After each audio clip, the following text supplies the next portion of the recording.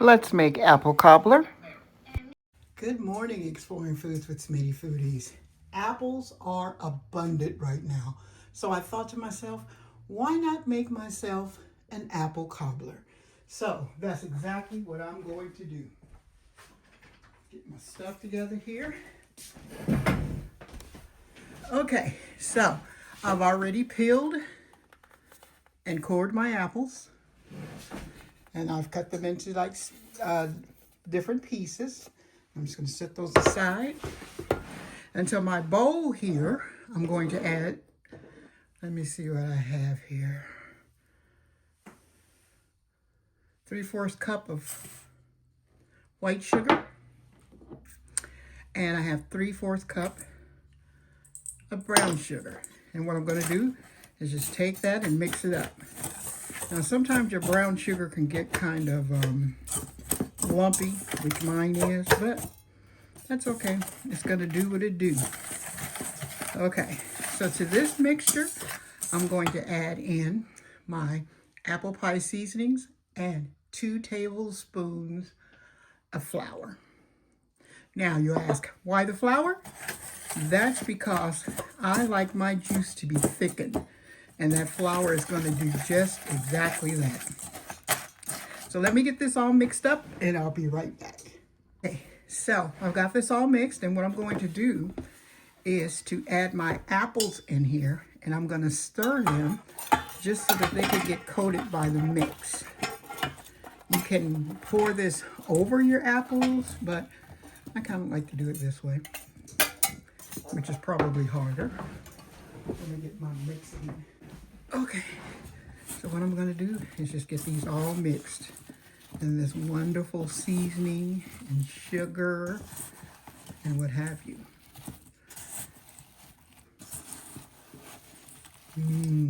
Smells delicious. Nothing like cinnamon on apples. Okay. Now I want you to know too, apples will cook down a lot. So don't be surprised. Okay, so what I'm going to do is take my pan and put it back here where my bowl was. And I'm going to pour my apples back in there. And any remaining stuff I have on the bottom, I'm going to mix that in.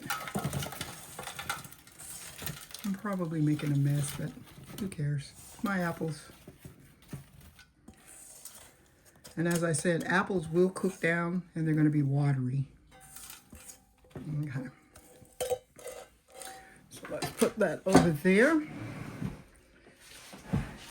I'm just going to shake this around a little bit. Okay, so what I'm going to do now is to put my pie crust on. And I'm not making any fancy crust. I bought my crust already made. So all I have to do is unwrap it and cut it up and put it on, strip it up and put it on top. I'm going to be baking this at 350. So let's get this pie crust all cut up here. You can make it pretty. Now my mom's always made a 2-crust pie, where she makes the first crust, cooks the first crust, and she'll put it on, and then she'll mash it down, and then she'll put on another crust. So let's get this unrolled.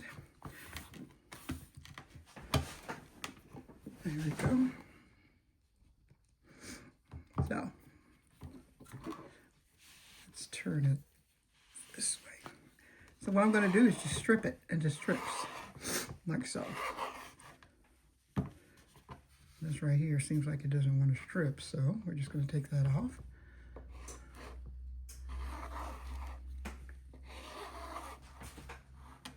Keep on getting it into strips. And then also, you may want to let your pie crust sit out too so that it's more pliable. This has been in the refrigerator, and I just took it right out the refrigerator. So for today, I'm cooking myself a big dinner. Usually I don't cook dinner for myself, big dinners, but for some reason I had a taste for greens with candied yams, and I'm making neck bones. And this right here is going to be my dessert. Let's get this all done. Now you can do pretty crust where you weave your crust in and out, or you can just put it on there, which is what I'm going to do because it's just for myself. So let's get this all over here. These are the parts that I didn't have to cut because they broke. There we go. This might need to cut down a little bit more. Okay.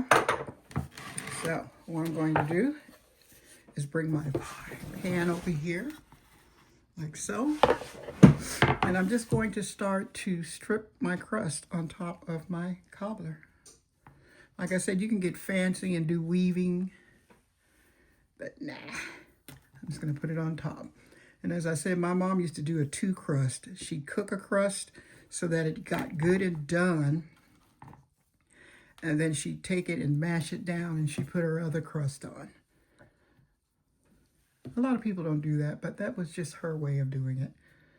So that's kind of like what I kind of do. Okay, so I'm putting this on like so. Such a beautiful fall morning this morning. Okay, now you could leave it that way, or you could strip across this way.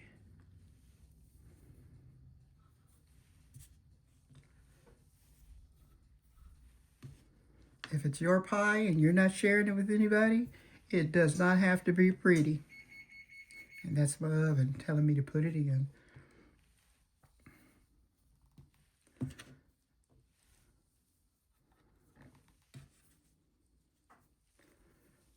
Let's put this here and there.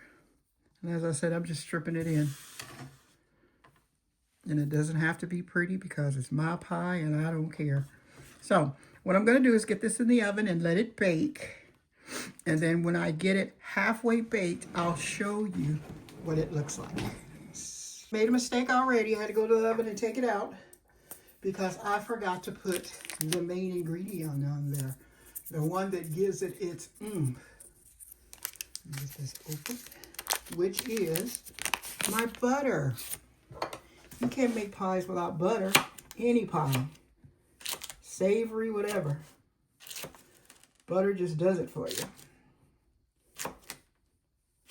Okay.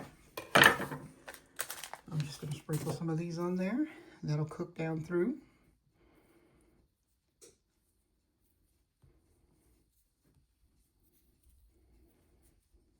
Okay, so now I'm going to put it in the oven. Okay, so our apple cobbler is ready. Let me give you a look. There it is, looking all nice and bubbly. So I'm going to dish up some of this so we can try some. Okay, so here we go. This is our apple cobbler. And I tell you what, if you have ice cream to go on top, yum, yum. Apples are nice and cooked. Crust is nice and crusty. I love a lot of crust. And the juice is nice and thick. So let's get a taste of this juice.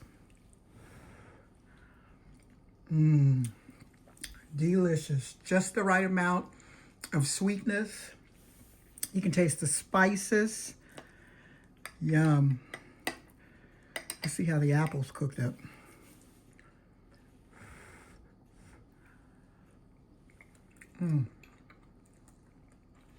Absolutely delicious.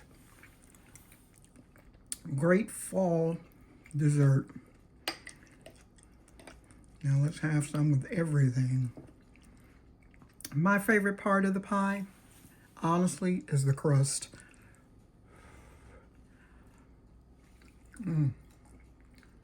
Nice and crunchy. Just absolutely delicious. So, if you go get some apples and you have some apples laying around, go ahead, cut them up, and make you an apple cobbler. Thanks for joining me on this edition of Exploring Foods with Smitty, and I'll see you on the next one. Here's the fall.